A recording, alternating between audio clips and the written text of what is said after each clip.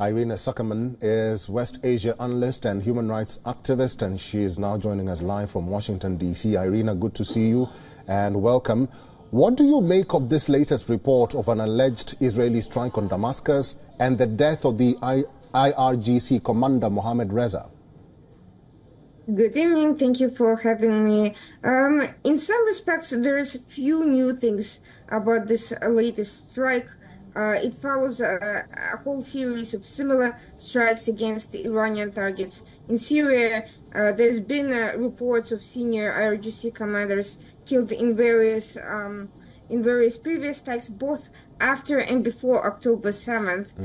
So that aspect of it is nothing new, and there hasn't been a significant level of escalation beyond the sort of back and forth with the IRGC contingents in Syria that we have been observing for a couple of years, for a good couple of years now, and that has risen in numbers since October 7th.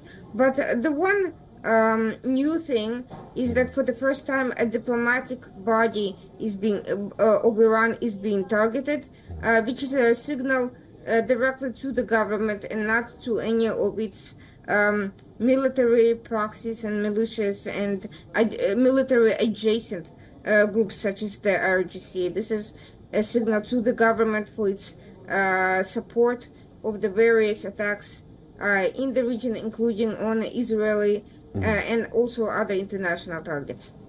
Irina, do you think this could lead to an escalation in the already volatile West Asia?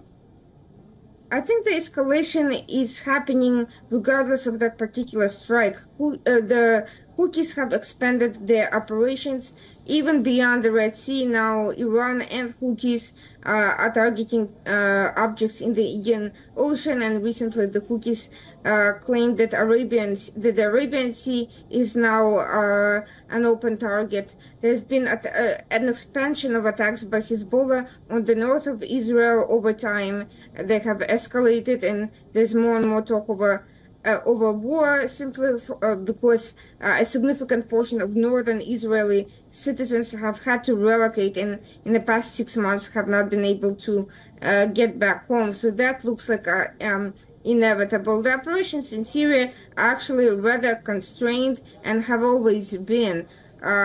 This is more of a proxy warfare attack. The IRGC has embedded itself in Syria for a while and has been using the area to transport weapons, fighters, and it's not just Israel that's a potential target, it's all of the Mediterranean, because from Syria these weapons and fighters can travel elsewhere in the region. So I don't think that Iran is in any position to start a major war at the moment. I think they will pretty much respond in the similar way as previously, possibly use militias to launch further border attacks, but nothing more than that. All right, let's talk about that response that you've mentioned there, Irina, because this is an alleged Israeli strike. How do you think the Iranians will respond to that? Well, Iran has tended to blame anything that happens to them on Israel, regardless whether it's Israel, internal domestic opposition, interfactional fighting, or anything else. So it shouldn't come as a surprise that they will also blame Israel for this attack, but I do think it's a clear message now that after a series of attempted assassinations of Israeli citizens, including business people, private citizens around the world, after the backing of a major attack for which numerous Iranian officials took credit after the launch of a major military escalation in the Red Sea that has disrupted international trade. The Iranian government targets are now open for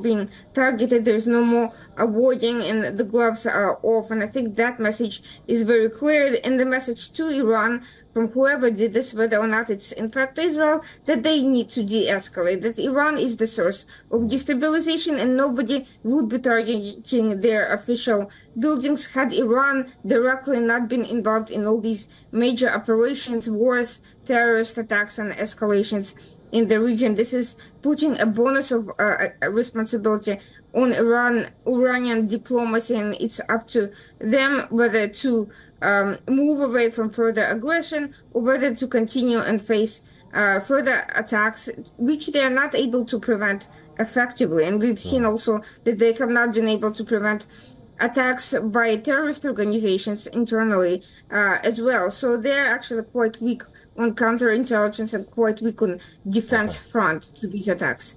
All right, I've been talking to Irina Sakaman. She is West Asia analyst and human rights activist. Irina, thank you very much for talking to us today. Thank you so much. I appreciate it. For all the latest news, download the WION app and subscribe to our YouTube channel.